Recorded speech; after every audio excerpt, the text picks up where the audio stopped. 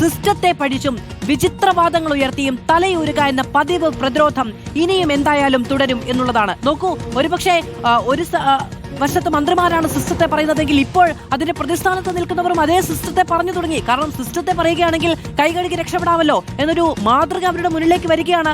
Doctor Lalithambika പറഞ്ഞത് സിസ്റ്റത്തിന്റെ പ്രശ്നമാണെന്നാണ്. ആ ഉദാഹരണം അവർക്ക് ആരാണ് കൊടുത്തത്?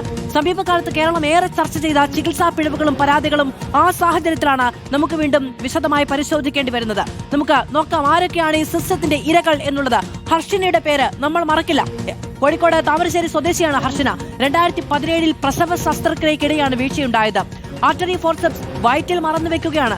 കോഴിക്കോട് മെഡിക്കൽ കോളേജാണ് ഇതുമായി ബന്ധപ്പെട്ട് പ്രതിക്കൂട്ടിലേക്ക് വന്നത്. 5 വർഷം നീണ്ട വേദനയാണ് അവർക്ക് അനുഭവിക്കേണ്ടി വന്നത്. സുമയ്യ എന്ന പെൺകുട്ടി, സുമയ്യ തിരുവനന്തപുരം കാട്ടാക്കട സ്വദേശിനിയാണ്. സുമയ്യയ്ക്കും സമാനമായ പ്രശ്നമാണ് അഭിമുഖീകരിക്കേണ്ടി വന്നത് എന്നുള്ളതാണ്. തിരുവനന്തപുരം നെഞ്ചിൽ ഗൈഡ് വയർ കുടുങ്ങിയാണ്. വലിയ വാർത്തയും വിവാദവും ഒക്കെ ആയിരുന്നു. ശസ്ത്രക്രിയ നടന്നത് 2023 തിരുവനന്തപുരം ജനറൽ ആശുപത്രിക്കെതിരെയാണ് പരാതി ഉണ്ടായത്. ശേഷം ആരോഗ്യ പ്രവർത്തകർ പറഞ്ഞത് എന്താണ്? ഗൈഡ് വയർ ഇനി അവിടെ നിന്ന് മാറ്റാൻ കഴിയില്ല, അത് കൂടുതൽ ആരോഗ്യ പ്രശ്നമുണ്ടാക്കും, അതവിടെ ഇരുന്നാൽ വലിയ പ്രശ്നമൊന്നുമില്ല എന്നുള്ളതായിരുന്നു അന്നത്തെ ന്യായീകരണം എന്ന് പറയുന്നത്. ദേവി എന്ന സ്ത്രീയെ നമുക്ക് ഓർമ്മയുണ്ടാകുമല്ലോ. മാനന്തവാടി മെഡിക്കൽ കോളേജിനെതിരെ വലിയ പരാതി ഉണ്ടായത്. യൂത്ത് കോൺഗ്രസിന്റെ ഒക്കെ നേതൃത്വത്തിൽ വലിയ പ്രതിഷേധ പരമ്പര തന്നെ ഉണ്ടായതാണ്. പ്രസവ ചികിത്സക്കിടെ തന്നെയാണ് വീഴ്ചയുണ്ടായത്. 75 ദിവസം കഴിഞ്ഞാണ് ഈ ശസ്ത്രക്രിയക്കിടെ ഉപയോഗിച്ച തുണി അവരുടെ ശരീരത്തിൽ നിന്ന് വീണ്ടും മാറ്റുക എന്ന് പറയുന്ന ഒരു സംഭവം ഉണ്ടായത്. തൻസീർ കോന്നി മെഡിക്കൽ കോളേജിനെതിരെയാണ് പരാതി ഉണ്ടായത്. ഒടിഞ്ഞ കൈ പ്ലാസ്റ്റർ ഇട്ടപ്പോൾ വളഞ്ഞുപോയി എന്നുള്ളതാണ് ആ കുട്ടിക്ക് അനുഭവിക്കേണ്ടി വന്ന ദുരിതം എന്ന് പറയുന്നത്. 14 വയസ്സുകാരൻ ആണ് ഈ ദുരിതം അനുഭവിക്കേണ്ടി വന്നത് എന്നുള്ളത് നമുക്ക് മറന്നുപോകാൻ കഴിയുന്ന ഒന്നല്ല.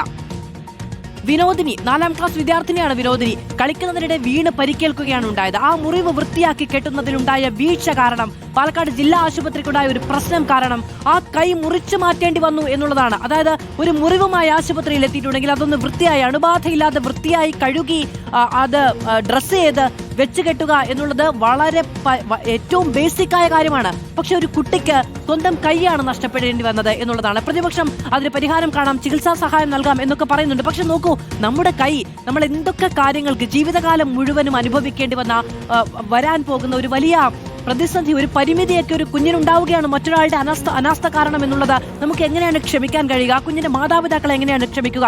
അപ്പോൾ നമ്മൾ കൊട്ടിഘോഷിക്കുന്ന ഈ കേരള മാതൃകയിൽ ജീവനും ജീവിതവും ഒക്കെ നഷ്ടപ്പെട്ട കുറെ മനുഷ്യരെ കുറിച്ചാണ് നമ്മളിപ്പോൾ തുടർച്ചയായി പറഞ്ഞുകൊണ്ടേയിരുന്നത്. ഇതിനാണ് മാറ്റം വരേണ്ടത്.